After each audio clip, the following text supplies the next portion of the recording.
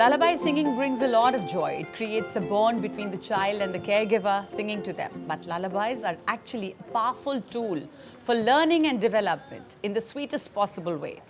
We're now joined by Professor Usha Goswami, Director, Center for Neurosciences in Education at the University of Cambridge for more.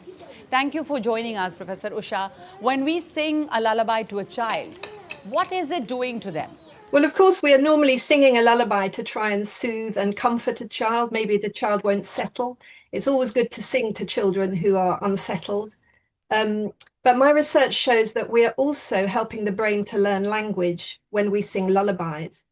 And that's because analyses of lullabies in all the world's languages suggest that they use the fundamental beat structure or the rhythm structure that the brain needs to start acquiring a language. Dr. Goswami, you talked about the research you've done. Your published study, in fact, suggests that children learn language not only from phonetic information or the sound of someone talking to them, but from rhythmic information or the sound of someone singing to them.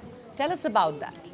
Well, you're right, it's about singing, but actually if you're speaking in baby talk, then talking is equally effective in terms of language learning for the brain. And the reason seems to be that the brain works rhythmically, so we have brain waves, and speech or singing have different rhythmic structures nested naturally in the speech signal.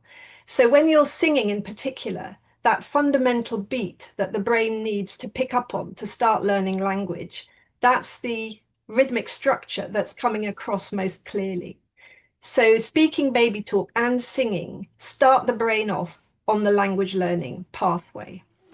So baby talk and singing starts the brain off on the learning pathway. What about the silly, playful rhymes or lyrics that grandparents often invent? How does this playfulness and melody impact a child's imagination? The playfulness is really important because if you're thinking from the point of view of the young child, they're still busy learning. And so you might have a predictable rhythmic pattern in a lullaby or a song. But then if you suddenly change some of the words, so an English example would be instead of twinkle, twinkle, little star, you might sing twinkle, twinkle, little bicycle. Then the child's internal following by the brain of that beat structure has to accommodate the change. So even though it's fun and silly, actually for the brain, it's quite important because you're, as it were, extending learning by introducing these funny changes. And actually, learning language, babies often do this for themselves. If you listen to them when they first wake up in the morning, they're often babbling away, making up nonsense rhymes, for example. It's a fundamental part of language learning.